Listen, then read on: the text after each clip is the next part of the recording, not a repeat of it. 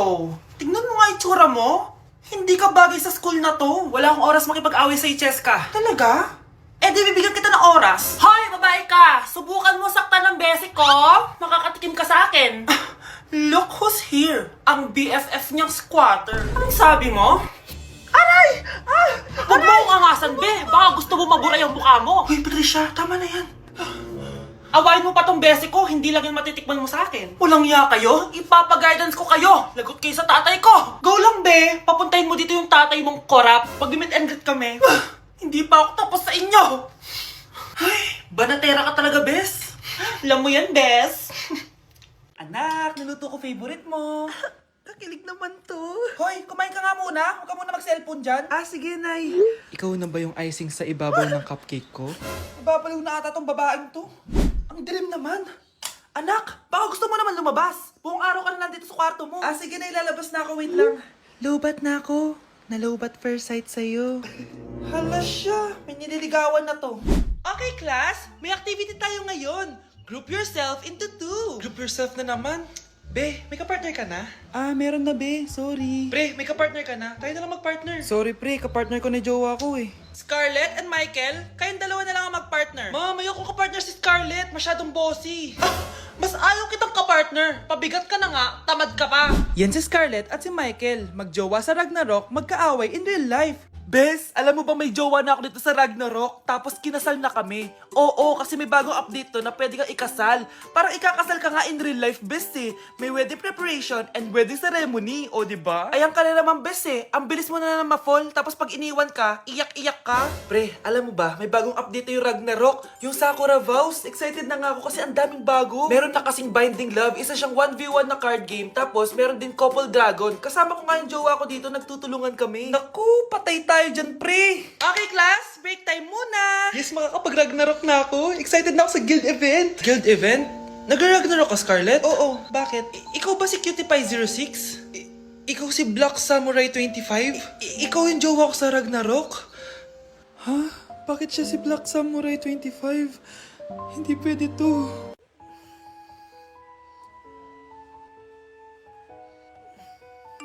Good morning, love. Kain ka na. See you later. I love you. Kakilig naman. Love, kainin mo na to. Ayoko nga niyan, love. Oh, airplane. Nga nga. Para naman bata eh.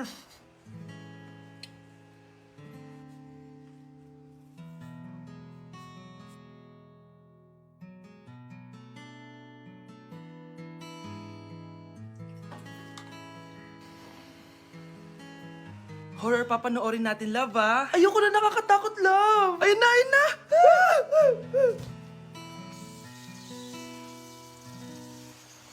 Wow, sipag mo, love, ah. Siyempre naman, ako pa. Oh, eto. Nakakainis, pinasama ko. Akin na nga yan. Aba, gumaganti ka. Halika dito. Scarlett? Miguel? Kamusta ka na? Eto. Tinupad ko yung pangako ko sa'yo na aalagaan ko pa rin yung sarili ko kahit break na tayo. Buti naman. Gusto mo pumasok? Hindi na. Actually, papunta nga ako sa bahay ng girlfriend ko. May surprise ako sa kanya. May girlfriend ka na? Congrats. Happy for you. Sige na, Scarlett. Una na ako. But then you gone and all so far away.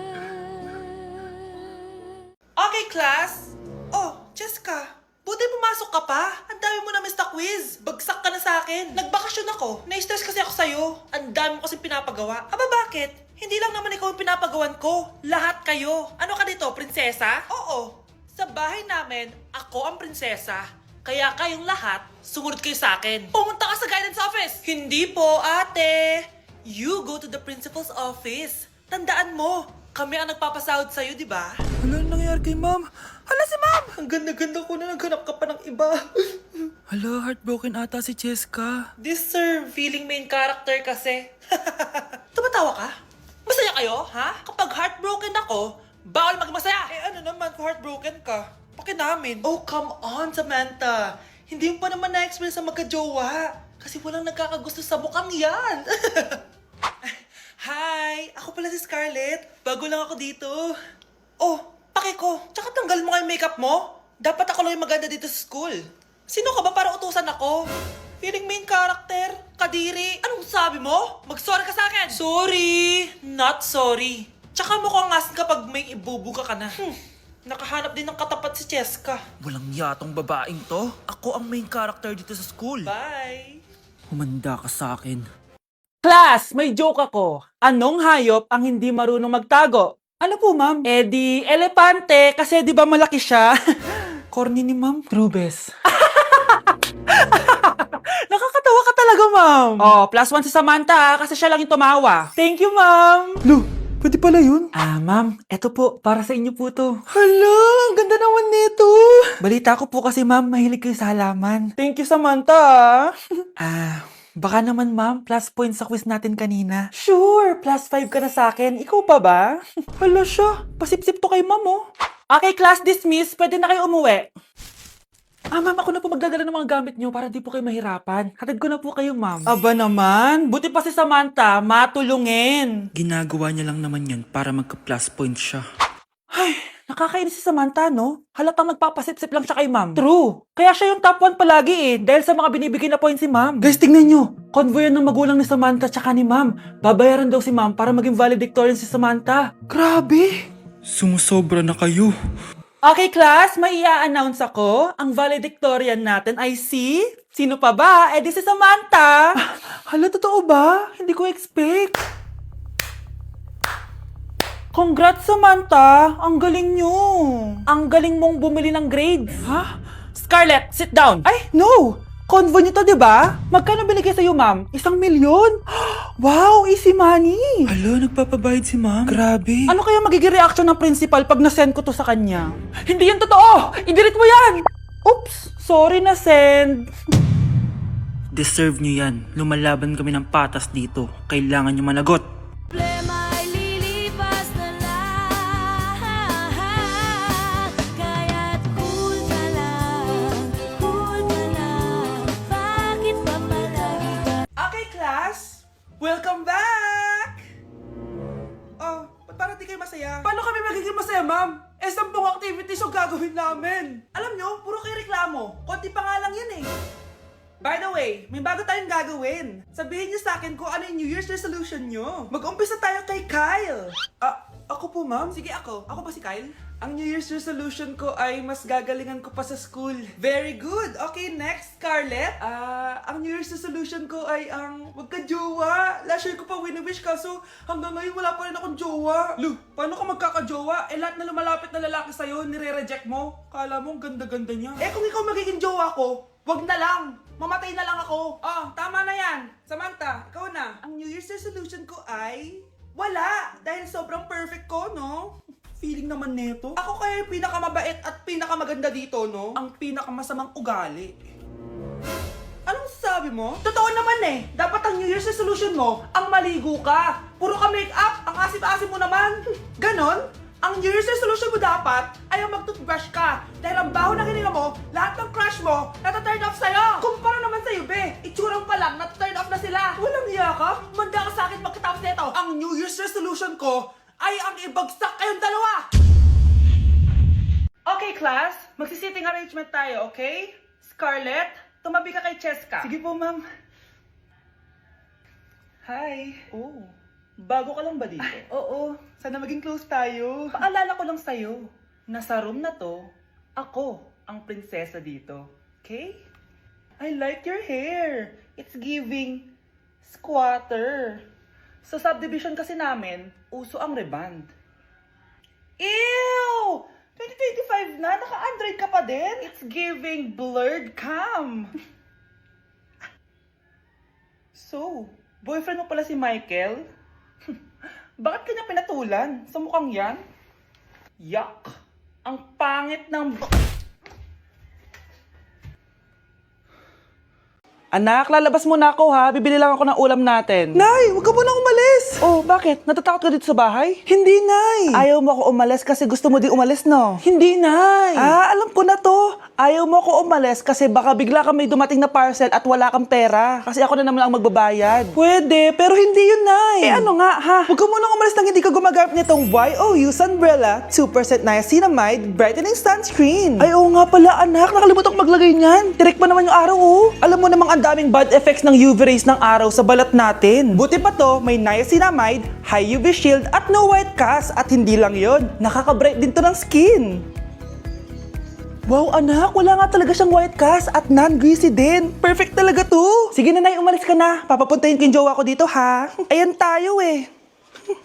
Hello po, ma'am. Ang ganda naman po ng bahay niyo. Sino yan, Nay?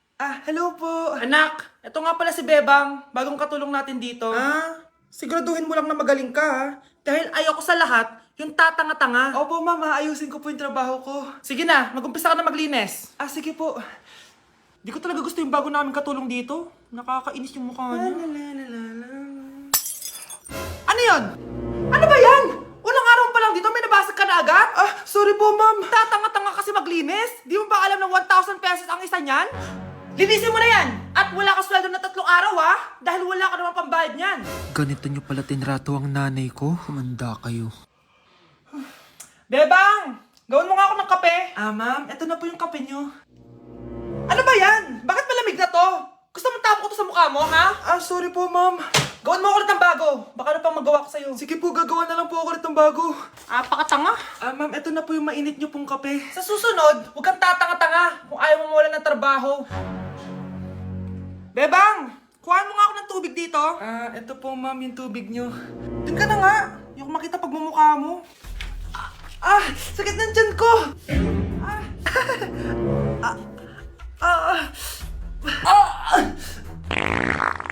Anak! Lumabas ka muna dyan! Gusto mo nang mainit, ha? Tignan ko na lang kung hindi kumulo yung tiyan niyo dito. Ma'am, eto na po yung mainit niyo pong kape. Eto po, ma'am, yung tubig niyo. Hindi ko kayo mapapatawad sa ginawa nyo sa nanay ko. Nag-uumpisa pa lang ako sa paghihiganti ko sa inyo. Ay, nagugutom na ako. Lobat na ako. Nasaan yung charger na phone ko? Nandito lang yung kanina. Nay, nawawala yung charger na phone ko. Bakit, anak? Ano ba naman yun, anak? Palagi ka na lang may nawawala. Hindi ka kasi naghahanap ng maayos. Eto lang, oh. Oh, ano to?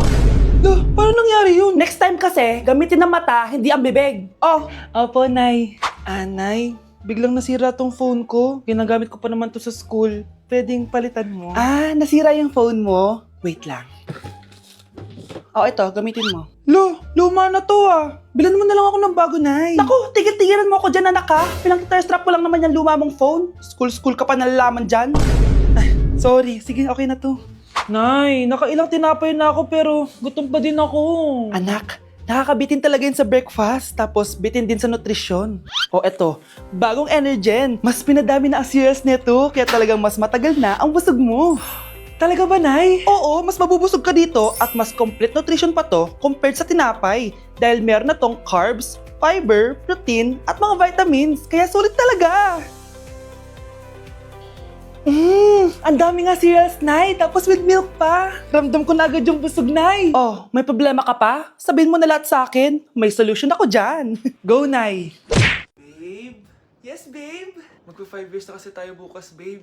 Gusto ko na sanang i-level up yung relationship natin. Ha? Ayoko pa maging nanay. OMG! Will you marry me? Wait lang, parang nakita ko na yan. Seryoso ka ba, Michael? 299 pesos na engagement ring? Yun ba yung halaga ko sa'yo? Babe, hindi naman importante kung mahal yan or mura, di ba? Ang importante, nagmamahalan tayo. 5 years tayo! Tapos eto lang bibigay mo sa akin, ha? Hindi pa ba sapat yung magpapakasal tayo tapos magkakapamilya? Nag-expect ako sa'yo! Akala ko bibigyan mo ako ng bagong bahay, ng bagong sasakyan. Tapos eto lang bibigay mo sa akin? Buti naman at lumabas na yung tunay na kulay mo bago kita pakasalan. Ha? Sinusubukan lang kita. At tama nga ako, na gold digger ka. Michael, sayang. Nakahanda na pa naman yung titulo ng mansion na ibibigay ko sa'yo. Pati yung sports car. Michael, sorry. Joke lang yun. I guess, pera lang ang habol mo sa akin. Hindi mo deserve to. Have you ever felt? Are you listening? Damn.